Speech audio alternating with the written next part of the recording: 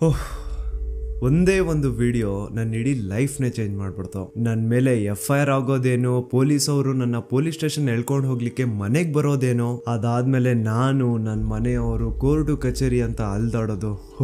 ಯಾವಾಗ ಇದೆಲ್ಲ ಮುಗಿಯುತ್ತಪ್ಪ, ಇದು ಮುಗ್ದಿದ ತಕ್ಷಣ ಯೂಟ್ಯೂಬ್ ಎಲ್ಲ ಬಿಟ್ಬಿಟ್ಟು ಒಂದಷ್ಟು ದಿನ ನೆಮ್ಮದಿಯಿಂದ ಎಲ್ಲಾದ್ರೂ ಹೋಗ್ಬಿಟ್ಟು ಪ್ರಶಾಂತವಾಗಿರೋಣ ಅನ್ಕೊಂಡಿದ್ದೆ. ಆದ್ರೆ ನನ್ನ ಮನ್ಸಲ್ಲಿ ಕೆಲವೊಂದು ಪ್ರಶ್ನೆಗಳಿದಾವೆ. ಸೌಜನ್ಯಳಿಗೆ ನ್ಯಾಯ ಕೇಳ್ತಾ ಜಸ್ಟ್ ನಾನೊಂದು ವಿಡಿಯೋ ಮಾಡಿದ್ದಕ್ಕೆ ನನ್ನ ಮೇಲೆ ಇಷ್ಟೊಂದೆಲ್ಲ ಆಗಿದೆ ಅಂತಂದ್ರೆ, ಜಸ್ಟ್ ಇಮ್ಯಾಜಿನ್ ಸೌಜನ್ಯ ಕೇಸಲ್ಲಿ ಯಾರೆಲ್ಲ ಸಾಕ್ಷಿ ಆಗ್ಬೋದಿತ್ತೋ ಅವ್ರ ಜೊತೆ ಏನೇನಾಗಿರಲ್ಲ. ನಾನ್ ಎಷ್ಟು ಅನ್ಕೊಳ್ತಿದ್ದೀನಿ, ಸಾಕಿನ್ನ 1-2 ತಿಂಗಳು ಏನು ವಿಡಿಯೋ ಮಾಡೋದ್ ಬೇಡ, ಸೈಲೆಂಟ್ ಆಗಿ ಇದ್ಬಿಡುವ ಅಂತ. ಆದ್ರೆ ನನ್ನ ಕೈಲಿಂದ ಆಗ್ತಿಲ್ಲ. ಯಾವುದೋ ಒಂದು ಸರ್ವಶಕ್ತಿ ನನ್ನ ಮನ್ಸೊಳಗಡೆ ಈ ಪ್ರಶ್ನೆನ ಹಾಕಿ ಇದ್ರ ಬಗ್ಗೆ ಮಾತಾಡುವಂತಿದೆ. ಮೊದ್ಲೇ ಹೇಳ್ಬಿಡ್ತೀನಿ, ಈ ವಿಡಿಯೋ ಯಾವುದೇ ಜಾತಿ, ಧರ್ಮ, ದೇವಸ್ಥಾನಕ್ಕೆ ಸಂಬಂಧಪಟ್ಟಿಲ್ಲ. ಈ ವಿಡಿಯೋದಲ್ಲಿ ನಾನು ಕೇವಲ ಸೌಜನ್ಯ ಕೇಸ್ ಬಗ್ಗೆ ಮಾತಾಡ್ತಿದ್ದೇನೆ. ಸೌಜನ್ಯ ಕೇಸಲ್ಲಿ ಯಾವುದೆಲ್ಲ ಯಾರೆಲ್ಲ ಸಾಕ್ಷಿ ಆಗ್ಬೋದಿತ್ತೋ ಅದೆಲ್ಲ ಹೇಗ್ ನಾಶ ಆಯ್ತು ಅನ್ನೋದನ್ನ ತಿಳಿಸ್ಕೊಡ್ತೇನೆ.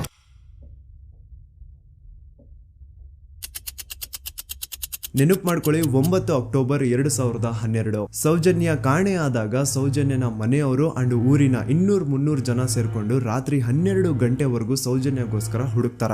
ಆದ್ರೆ ಸೌಜನ್ಯ ಸಿಗಲ್ಲ. ಮಿಡ್ ನೈಟ್ ಆಗಿರುತ್ತೆ ಅಂಡ್ ತುಂಬಾ ಜೋರ್ ಮಳೆ ಬರ್ತಾ ಇರುತ್ತೆ. ಇನ್ನು ಹುಡುಕೋದ್ ಬೇಡ, ಬೆಳಿಗ್ಗೆ ಎದ್ದು ಮತ್ತೆ ಎಲ್ರು ಹುಡುಕುವ ಅಂತ ಎಲ್ರು ತಮ್ಮ ಮನೆಗೆ ವಾಪಸ್ ಹೋಗ್ತಾರ. ದೆನ್ ನೆಕ್ಸ್ಟ್ ದಿನ ಅಂದ್ರೆ 10 ಅಕ್ಟೋಬರ್ 2012 ಸೌಜನ್ಯನ ಬಾಡಿ ಸಿಗುತ್ತೆ ಅಂಡ್ ಅವಳ ಬಾಡಿ ಪಕ್ಕದಲ್ಲಿ ಅವಳ ಕಾಲೇಜ್ ಬ್ಯಾಗ್ ಅಂಡ್ ಅವಳ ಬುಕ್ಸ್ ಎಲ್ಲ ಬಿದ್ದಿರ್ತವೆ. ಸೊ ಹಿಂದಿನ ದಿನ ಆ ಒಂದು ಜಾಗದಲ್ಲಿ ಅಷ್ಟು ಜೋರು ಮಳೆ ಬಂದಿದ್ರು ಸೌಜನ್ಯನ ಬ್ಯಾಗ್ ಅಂಡ್ ಅವಳ ಬುಕ್ಸ್ ಒಂದು ಚೂರುನು ನೆಂದಿರಲ್ಲ. ದಾಖಲೆ ಇದೆ ಸ್ವಾಮಿ, ದಾಖಲೆ ಇಲ್ದೆ ಈ ದೂತ ಸಮೀರ್ MD ಏನು ಮಾತಾಡಲ್ಲ. There was rain and the clothes of the victim were not stained with mud and the bag was not wet, even the books were not wet. ಹಿಂದಿನ ದಿನ ಅಷ್ಟು ಜೋರು ಮಳೆ ಬಂದಿದ್ರು ಸೌಜನ್ಯನ ಬುಕ್ಸ್ ಅಂಡ್ ಬ್ಯಾಗ್ ನೆಂದಿಲ್ಲ. ಹೇಗೆ? ಇದರ ಅರ್ಥ ಸೌಜನ್ಯನ ಆ ಒಂದು ಜಾಗದಲ್ಲಿ ಆಗೇ ಇಲ್ಲ, ಬೇರೆ ಯಾವುದೋ ಜಾಗದಲ್ಲಿ ಅವಳು ಆಯ್ತು. ನಂತರ ಅವಳ ಬಾಡಿನ ಅಲ್ಲಿ ತಂದು ಡಂಪ್ ಮಾಡಿರೋದು. ಸೊ ಈಗ ಯಾವೊಂದು ಜಾಗದಲ್ಲಿ ಸೌಜನ್ಯನ ಆಯ್ತು, ಆಕ್ಚುಲ್ ಆ ಒಂದು ಜಾಗನ ಹುಡುಕಾಡೋದ್ ಬಿಟ್ಟು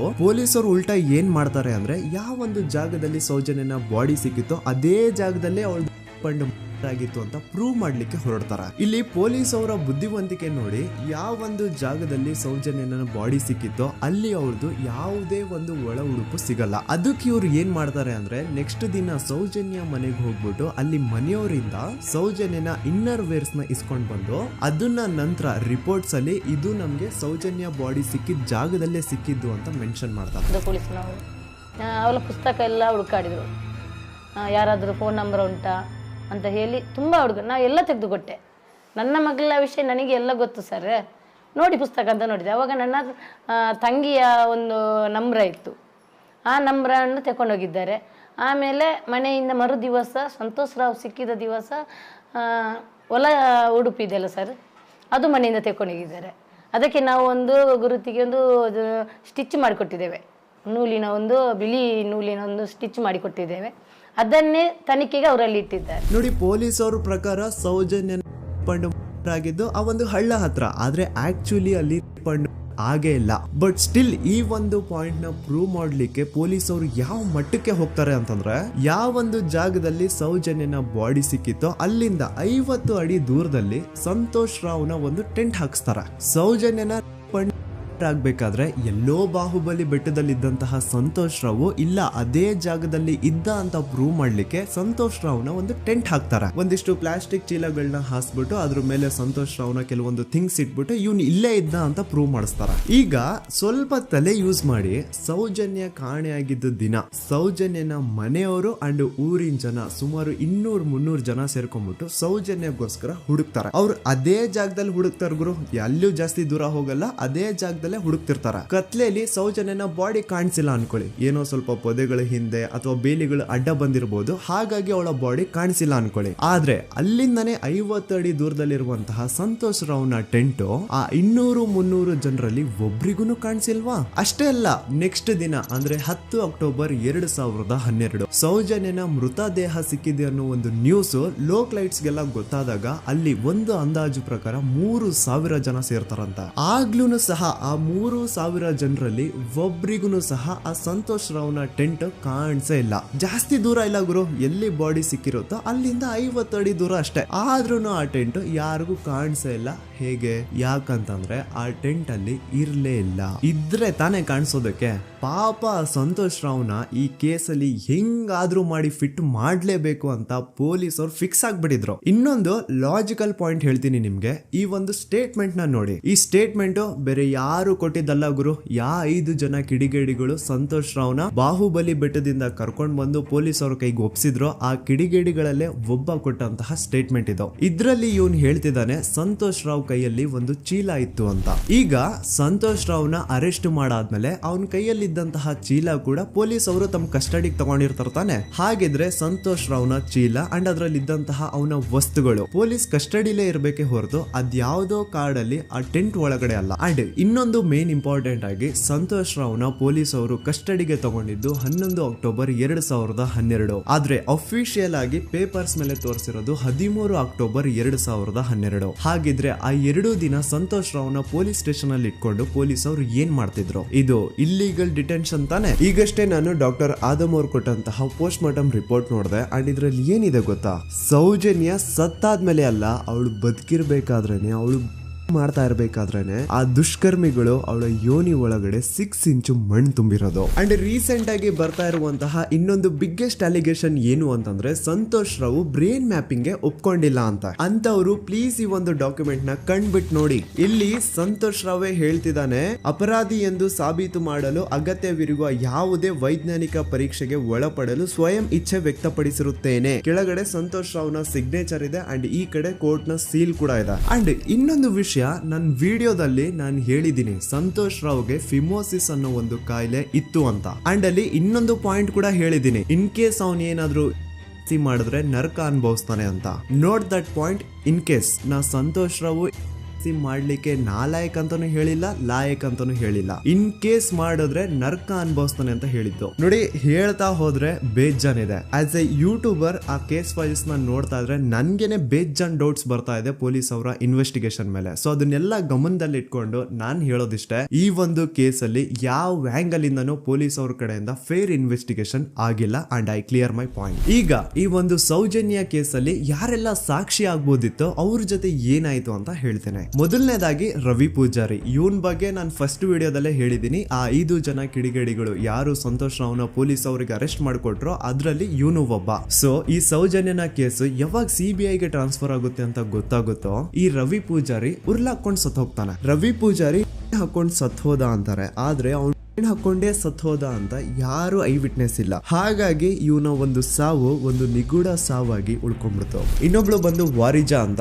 ಸೌಜನ್ಯನ ಮಾಡಿ ಆ ಕಿಡಿಗೇಡಿಗಳು ಅವಳನ್ನ ಒಂದು ಫಾರ್ಮ್ ಹೌಸ್ ಗೆ ಕರ್ಕೊಂಡು ಹೋಗಿರ್ತಾರೆ. ಅಂಡ್ ಆ ಫಾರ್ಮ್ ಹೌಸ್ ಅಲ್ಲಿ ವಾರಿಜಾ ಅನ್ನೋಳು ಕೆಲಸ ಮಾಡ್ತಾ ಇರ್ತಾಳೆ. ಸೊ ಈ ವಾರಿಜಾ ಸೌಜನ್ಯ ಆ ಕಿಡಿಗೇಡಿಗಳ ಜೊತೆ ಇರೋದನ್ನ ನೋಡಿರ್ತಾಳೆ, ಆದ್ರೆ ಅವಳಿಗೆ ಗೊತ್ತಿಲ್ಲ ಅವ್ರು ಅವಳನ್ನ ಕೊಂಡು ಬಂದಿದ್ದಾರೆ ಅಂತ. ನಂತರ 1-2 ದಿನ ಆದ್ಮೇಲೆ ಯಾವಾಗ ಸೌಜನ್ಯ ಬಗ್ಗೆ ನ್ಯೂಸ್ ಅಲ್ಲೆಲ್ಲ ಬರ್ತಾ ಇತ್ತು ಅದನ್ನ ನೋಡಿ ಆಗ ಇವಳಿಗೆ ರಿಯಲೈಸ್ ಆಗುತ್ತೆ, ಓ ಇವಳೇ ಅಲ್ವಾ ಆ ಹುಡುಗಿ ಅವತ್ ನಮ್ ದಣಿ ಕರ್ಕೊಂಡ್ ಬಂದಿದ್ದು ಅಂತ. ಈಗ ವಾರಿಜಾ ತನಗ್ ಗೊತ್ತೋ ಗೊತ್ತಿಲ್ದೇನೋ ಸೌಜನ್ಯ ಕೇಸಲ್ಲಿ ಒಂದು ಮೇಜರ್ ಸಾಕ್ಷಿ ಆಗ್ಬಿಡಿದ್ಲು. ಸೊ ಯಾವಾಗ ಈ ಕೇಸ್ ನ CID ಟೀಮ್ ಅವರು ಇನ್ವೆಸ್ಟಿಗೇಷನ್ ಮಾಡೋದಕ್ಕೆ ಸ್ಟಾರ್ಟ್ ಮಾಡ್ತಾರೋ ಆಗ ವಾರಿಜಾನ ಮೃತದೇಹ ಅದೇ ಒಂದು ಫಾರ್ಮ್ ಹೌಸ್ ನ ಬಾವಿಯಲ್ಲಿ ಸಿಗುತ್ತೆ.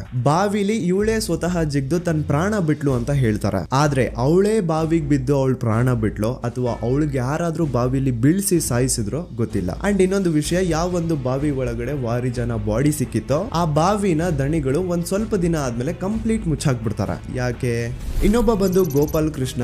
ಇವನು ಅಗೇನ್ 5 ಜನ ಕಿಡಿಗೇಡಿಗಳು ಸಂತೋಷ್ ರಾವ್ನ ಪೊಲೀಸ್ ಅವ್ರಿಗೆ ಹಿಡಿದು ಕೊಟ್ರು ಅದ್ರಲ್ಲಿ ಒಬ್ಬ. ಅಂಡ್ ಸೌಜನ್ಯ ಕೇಸ್ ನ ಮೇನ್ ಪ್ರೈಮರಿ ಸಾಕ್ಷಿ ಇವನು ಕೂಡ ಸತ್ ಹೋಗಿದ್ದಾನೆ. ಅಂಡ್ ಇವನು ಸ್ಲೋ ಪಾಯ್ಸನ್ ಇಂದ ಸತ್ ಹೋದ ಅಂತ ಹೇಳಲಾಗುತ್ತೆ. ದೆನ್ ಇನ್ನೊಬ್ಬ ಬಂದು ಪ್ರಶಾಂತ್ ಅಂತ. ಸೌಜನ್ಯನ ಮಾಡಿ ಆ ಕಿಡಿಗೇಡಿಗಳು ಅವಳನ್ನ ಯಾವ ಜಾಗಕ್ಕೆ ಕರ್ಕೊಂಡು ಹೋಗಿದ್ರೋ ಇವನು ಆ ಜಾಗದಲ್ಲಿ ಕೆಲಸ ಮಾಡೋನು. ಇವನು ಪಾಪ ಸೌಜನ್ಯನ ಆ ಕಿಡಿಗೇಡಿಗಳಿಂದ ಬಿಡಿಸೋದಕ್ಕೆ ಟ್ರೈ ಮಾಡ್ತಾನೆ, ಆದ್ರೆ ಅದು ಸಾಧ್ಯ ಆಗಲ್ಲ. ನಂತರ ಕೆಲವೇ ದಿನಗಳಲ್ಲಿ ಇವಂದು ಕೊಲೆ ಆಗುತ್ತಾ. ಯಾರೆಲ್ಲ ಯಾವುದೆಲ್ಲ ಈ ಕೇಸಲ್ಲಿ ಸಾಕ್ಷಿ ಆಗ್ಬೋದಿತ್ತೋ ಅದೆಲ್ಲ ನಾಶ ಆಗುತ್ತೆ. ಸೊ ಇದೆಲ್ಲ ನಿಜವಾಗ್ಲೂ ಕೋಇನ್ಸಿಡೆನ್ಸ್ ಅಥವಾ ಎಲ್ಲಾನು ಸ್ಕೆಚ್ ಹಾಕಿ ಮಾಡಿರೋದ. ಇನ್ನೊಬ್ಬ ಬಂದು ದಿನೇಶ್ ಅಂತ. ಇವನು ಕೂಡ ಸೌಜನ್ಯ ಕೇಸಲ್ಲಿ ಒಬ್ಬ ಸಾಕ್ಷಿನೇ. ಸೌಜನ್ಯನ ಯಾರೋ ಕಿಡಿಗೇಡಿಗಳು ಕಿಡ್ನಾಪ್ ಮಾಡ್ಕೊಂಡು ಮಾಡ್ಕೊಂಡು ಹೋಗ್ತಾ ಇರ್ಬೇಕಾದ್ರೆ ದಿನೇಶ್ ಅದನ್ನ ಕಣ್ಣಾರೆ ಕಂಡಿರ್ತಾನೆ. ಇವನ್ ಹೋಗ್ಬಿಟ್ಟು ಪೊಲೀಸ್ ಅವ್ರಿಗೆ ಹೇಳ್ತಾನೆ ಕೂಡ, ಆದ್ರೆ ಪೊಲೀಸ್ ಅವರು ಯಾರು ಇವನ್ ಮಾತನ್ನ ತಲೆಗೆ ಹಾಕೊಳ್ಳಲ್ಲ. ಅದಾದ್ಮೇಲೆ ಒಂದು ದಿನ ಸಡನ್ಲಿ ಇವನು ರೋಡ್ ಆಕ್ಸಿಡೆಂಟ್ ಅಲ್ಲಿ ಸಾಯ್ತಾನೆ. ಡೇ ಟೈಮ್ ಅಲ್ಲೇ ತುಂಬಾ ಫಾಸ್ಟ್ ಆಗಿ ಒಂದು ಬುಲೆರೋ ಕಾರ್ ಬಂದ್ಬಿಟ್ಟು ಇವನಿಗೆ ಹಿಟ್ ಮಾಡುತ್ತೆ ಅಂಡ್ ಅದರಿಂದ ಇವನು ಸತ್ ಹೋಗ್ತಾನೆ. ಆ ಬುಲೆರೋ ಕಾರ್ ಯಾರ್ದು, ಅದನ್ನ ಓಡಿಸ್ತಿದ್ದಂತಹ ಡ್ರೈವರ್ ಯಾರು ಅಂಡ್ ಅವನು ಯಾರಿಗೆ ಸಂಬಂಧಪಟ್ಟವನು, ಒಮ್ಮೆ ನೀವೇ ರಿಸರ್ಚ್ ಮಾಡಿ ನೋಡ್ಕೊಳ್ಳಿ. ಇನ್ನೊಬ್ಬ ಬಂದು ಹರೀಶ್ ಮಡಿವಾಳ್. ಇವನು ಪೊಲೀಸ್ ಅವ್ರಿಗೆ ಒಂದು ಸ್ಟೇಟ್ಮೆಂಟ್ ನ ಕೊಟ್ಟಿರ್ತಾನೆ. 9 ಅಕ್ಟೋಬರ್ 2012 ಸೌಜನ್ಯ ಕಾಲೇಜಿಂದ ಬಸ್ ಅಲ್ಲಿ ಬಂದು ನೇತ್ರಾವತಿ ಬಸ್ ಸ್ಟಾಪ್ ಅಲ್ಲಿ ಇಳ್ಕೊಂಡು ನಂತರ ತನ್ನ ಮನೆ ಕಡೆಗೆ ನಡ್ಕೊಂಡು ಹೋಗ್ತಾ ಇರ್ಬೇಕಾದ್ರೆ ಸೌಜನ್ಯನ ಹಿಂದೆ ಯಾರೋ ಒಬ್ಬ ಅಪರಿಚಿತ ಗಂಡು ಅವಳನ್ನ ಫಾಲೋ ಮಾಡ್ಕೊಂಡು ಹೋಗ್ತಿದ್ದ ಅಂತ ಇವನ್ ಸ್ಟೇಟ್ಮೆಂಟ್ ಕೊಡ್ತಾನೆ. ಅಂಡ್ ನೀವೇನ್ ಸ್ಕ್ರೀನ್ ಮೇಲೆ ನೋಡ್ತಾ ಇದ್ರು ಇದೇ ಆ ಸ್ಟೇಟ್ಮೆಂಟ್ ನ ಕಾಪಿ. ಇದ್ರಲ್ಲಿ ಎಲ್ಲಿನೂ ಹರೀಶೇ ಈ ಒಂದು ಸ್ಟೇಟ್ಮೆಂಟ್ ಕೊಟ್ಟಿದ್ದಾನೆ ಅಂತ ಅವನ ಸಿಗ್ನೇಚರ್ ಆಗ್ಲಿ ಸೈನ್ ಆಗ್ಲಿ ಏನೂ ಇಲ್ಲ. ಈ ಸ್ಟೇಟ್ಮೆಂಟ್ ನ ತಗೊಂಡಿರುವಂತಹ ಪೊಲೀಸ್ ಅವ್ರ ಸಿಗ್ನೇಚರ್ ಇದೆ, ಆದ್ರೆ ಹರೀಶ್ ನ ಸೈನ್ ಮಾತ್ರ ಎಲ್ಲೂ ಇಲ್ಲ. ಯಾಕಂತಂದ್ರೆ ಈ ಸ್ಟೇಟ್ಮೆಂಟ್ ನ ಹರೀಶ್ ಕೊಟ್ಟೇ ಇಲ್ಲ. ಎಲ್ಲಿ ಈ ಒಂದು ಕೇಸ್ CBI ಹೋಗಿ ಅವಾಗ CBI ಅವರು ಹರೀಶ್ ನ ಕರೆಸ್ಬಿಟ್ಟು ಇದ್ರ ಬಗ್ಗೆ ಕೇಳಿದಾಗ ಎಲ್ಲಿ ಹರೀಶ್ ಈ ಸ್ಟೇಟ್ಮೆಂಟ್ ನ ನಾನು ಕೊಟ್ಟೇ ಇಲ್ಲ ಸರ್ ಅಂತ ಬಾಯಿ ಬಿಟ್ಬಿಡ್ತಾನೋ ಅಂತ ಹರೀಶ್ ನು ಕೂಡ ಸಾಯ್ ಹೊಡಿತಾರೆ. ಹರೀಶ್ ಒಮ್ಮೆ ತನ್ನ ಬೈಕ್ ಅಲ್ಲಿ ಹೋಗ್ತಾ ಇರ್ಬೇಕಾದ್ರೆ ಯಾವುದೋ ಒಂದು ಅಪರಿಚಿತ ಕಾರ್ ಬಂದ್ಬಿಟ್ಟು ಅವನ್ನ ಗುದ್ಬಿಡುತ್ತೆ ಅಂಡ್ ಅದರಿಂದ ಹರೀಶ್ ನ ಸಾವಾಗುತ್ತೆ. ನೋಡಿ, ಯಾವುದೇ ಆಕ್ಸಿಡೆಂಟ್ ಕೇಸ್ ಅಲ್ಲಿ ರೂಲ್ ಏನು ಅಂತಂದ್ರೆ ಇನ್ ಕೇಸ್ ನನ್ಗೆ ಯಾವ್ದಾದ್ರು ಬಂದು ಒಂದು ವೆಹಿಕಲ್ ಏನಾದ್ರು ಹಿಟ್ ಮಾಡಿದಾಗ ನನ್ಗೇನಾದ್ರು ಪ್ರಜ್ಞೆ ಇದ್ರೆ ನಾನ್ ಪೊಲೀಸ್ ಅವ್ರಿಗೆ ಕಂಪ್ಲೇಂಟ್ ಕೊಡ್ಬೋದು, ಅಥವಾ ನನ್ನ ಹೆಂಡತಿ ಏನಾದ್ರು ಇದ್ರೆ ಅವ್ರು ಪೊಲೀಸ್ ಅವ್ರಿಗೆ ಕಂಪ್ಲೇಂಟ್ ಕೊಡ್ಬೋದು, ಅಥವಾ ತಂದೆ ತಾಯಿ ರಕ್ತ ಸಂಬಂಧ ಯಾರಿರ್ತಾರೋ ಅವ್ರು ಕಂಪ್ಲೇಂಟ್ ಕೊಡ್ಬೋದು. ಆದ್ರೆ ಹರೀಶ್ ಕೇಸ್ ಅಲ್ಲಿ ಯಾರೋ ಒಬ್ಬ ಥರ್ಡ್ ಪರ್ಸನ್ ಬಂದ್ಬಿಟ್ಟು ಕಂಪ್ಲೇಂಟ್ ಕೊಡ್ತಾನೆ. ಆ ಥರ್ಡ್ ಪರ್ಸನ್ ಯಾರು, ಅವನ್ಗೂ ಹರೀಶ್ಗೂ ಏನ್ ಸಂಬಂಧನೇ ಇಲ್ಲ. ನೀವು 2021 ಹರೀಶ್ ಮಡಿವಾಳ ಒಂದು ಕಂಪ್ಲೇಂಟ್ ಕೊಟ್ಟಿದ್ರಿ. ಹರೀಶ್ ಮಡಿವಾಳ ಆಕ್ಸಿಡೆಂಟ್ ಕೇಸಲ್ಲಿ. ಅವ್ರಿಗೆ ನೀವ್ ಏನಾಗ್ಬೇಕು ಸರ್? ಸರ್ ನಾವು ಸ್ಟಾಪ್ ಅಷ್ಟೇ. ಎಲ್ಲಿದ್ದು ಸ್ಟಾಪ್ ಸರ್? ಧರ್ಮಸ್ಥಳ ಅನ್ನಪೂರ್ಣದ. ನಿಮ್ಗೆ ಏನಾದ್ರು ಗೊತ್ತಿತ್ತ ಸರ್ ಅದು ಪ್ರಕರಣದ ಬಗ್ಗೆ? ಸರ್ ನಂಗೇನು ಗೊತ್ತಿಲ್ಲ ಸರ್. ಗೊತ್ತಿಲ್ವಾ? ಗೊತ್ತಿಲ್ಲ. ನಾನು ಹಿಂದಿಂದ ಹೋಗ್ತಿದ್ದೆ ಡ್ಯೂಟಿಗೆ, ಅವ್ರು ಮುಂದಿಂದ ಹೋಗ್ತಿದ್ರು. ನೀವು ಸ್ಪಾಟಲ್ಲಿ ಇದ್ರಾ? ಸ್ಪಾಟಲ್ಲಿ ಇಲ್ಲ. ಯಾಕಂದ್ರೆ ನಂಗೆ ಗೊತ್ತಾದ ಛತ್ರಕ್ಕೆ ಹೋದ್ಮೇಲೆ ಮತ್ತೆ ಕಂಪ್ಲೇಂಟ್ ಕೊಟ್ರಿ ನೀವು? ಸರ್ ನಾನು ಕೊಟ್ಟದಂದ್ರೆ ನನ್ನ ಮ್ಯಾನೇಜರ್ ಕಳಿಸಿದ್ದೆ ಅಷ್ಟೇ. ಇಲ್ಲಿಂದ? ಧರ್ಮಸ್ಥಳದಿಂದ. ಸೇಮ್ ಇದೇ ತರಾನೇ ಆನೆ ಮಾವುತನ ಕೇಸಲ್ಲೂ ಆಗಿದ್ದು. ಮನೆಯವ್ರು ಹೋಗಿ ಕಂಪ್ಲೇಂಟ್ ಕೊಟ್ರೆ ಪೊಲೀಸ್ ಅವರು ಕಂಪ್ಲೇಂಟ್ ತಗೊಳಲ್ಲ, ಆದ್ರೆ ಅದೇ ಯಾರೋ ಒಬ್ಬ ಥರ್ಡ್ ಪರ್ಸನ್ ಬಂದು ಕಂಪ್ಲೇಂಟ್ ಕೊಟ್ರೆ ಪೊಲೀಸ್ ಅವರು ಕಂಪ್ಲೇಂಟ್ ಬರೀತಾರೆ. ಆನೆ ಮಾವುತನ ಹೆಂಡತಿ ಲೋಕಲ್ ಪೊಲೀಸ್ ಸ್ಟೇಷನ್ಗೆ ಕಂಪ್ಲೇಂಟ್ ಕೊಡಕ್ ಹೋದ್ರೆ ಅವ್ರು ಕಂಪ್ಲೇಂಟ್ ತಗೊಳ್ತಿಲ್ಲ ಸರ್ ಅಂತ ಹೇಳ್ಬಿಟ್ಟು SP ಆಫೀಸ್ಗೆ ಲೆಟರ್ ಬರ್ದಿರೋದು ಸಹ ಇದೆ. But still no action was taken. So SP ಆಫೀಸ್ಗೆ ಲೆಟರ್ ಕೊಟ್ಟಾದ್ಮೇಲೆ ಏನು ತನಿಖೆ ಆಗದೆ ಇದ್ದಾಗ ಆಗ ಆನೆ ಮಾವುತನ ಮಕ್ಕಳು ಹೋಗ್ಬಿಟ್ಟು IGPಗೆ ಒಂದು ಲೆಟರ್ ಬರ್ದು ಕೊಡ್ತಾರೆ. ಆದ್ರೂ ಸಹ ಇನ್ನೂವರೆಗೂ ಸರಿಯಾದ ತನಿಖೆ ಆಗೇ ಇಲ್ಲ ಅಂಡ್ ರಿಯಲ್ ಆರೋಪಿಗಳು ಯಾರು ಅಂತ ಗೊತ್ತಾಗೇ ಇಲ್ಲ. ನಿಜ ಹೇಳ್ತಾ ಇದ್ದೀನಿ, ಆ ಒಂದು ಪ್ಲೇಸ್ ಅಲ್ಲಿ ಸೀರೀಸ್ ಆಫ್ ಕೇಸಸ್ ಆಗಿದಾವೆ ಅಂಡ್ ಯಾವ್ದ್ರಲ್ಲೂ ಪೊಲೀಸ್ ಅವ್ರ ಕಡೆಯಿಂದ ಫೇರ್ ಇನ್ವೆಸ್ಟಿಗೇಷನ್ ಆಗೇ ಇಲ್ಲ. ಇದ್ರ ಬಗ್ಗೆ ಮಾತಾಡ್ರೋ, ಪೊಲೀಸ್ ಇನ್ವೆಸ್ಟಿಗೇಷನ್ ಮೇಲೆ ಕ್ವಶನ್ ರೈಸ್ ಮಾಡ್ರೋ, ಆ ಹುಡುಗಿಗೆ ನ್ಯಾಯ ಸಿಗ್ಲಿ ಸಪೋರ್ಟ್ ಮಾಡ್ರೋ ಅಂದ್ರೆ ಇದ್ರ ಬಗ್ಗೆ ಯಾವನು ಮಾತಾಡಲ್ಲ. ಇದ್ರ ಬದಲಾಗಿ ನನ್ ಬಗ್ಗೆ ಮಾತಾಡೋದಕ್ಕೆ ಹೇಳಿ ತುಂಬಾ ಚೆನ್ನಾಗಿ ನನ್ ಬಗ್ಗೆ ನೆಗೆಟಿವಿಟಿ ಹುಟ್ಟಿಸ್ತಾರ.